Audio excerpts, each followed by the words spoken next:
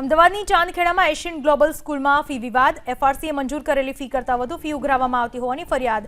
વાલીઓની ફરિયાદના આધારે ડીઈઓએ આપ્યા તપાસના આદેશ. તપાસ બાદ શાળા સંચાલકો સામે કાર્યવાહી કરાશે.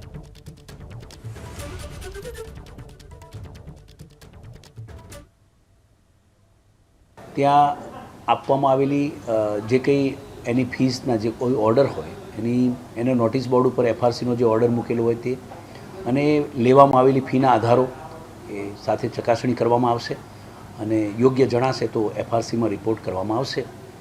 પ્રથમ દૃષ્ટિએ ઘણી વખત એવું બનતું હોય છે કે એફઆરસીનો જે ઓર્ડર હોય એના ઉપરાંત ટર્મ ફી ઘણી શાળાઓ જે છે એ અત્યારે ટર્મ ફી લઈ શકે છે, એ પ્રમાણે ટર્મ ફી લીધેલી હોય તો ઘણી વખત ગેરસમજ થતી હોય છે અને એક્ટિવિટીઝની ફીસ પણ જે છે એ શાળાઓ લઈ શકતી હોય છે.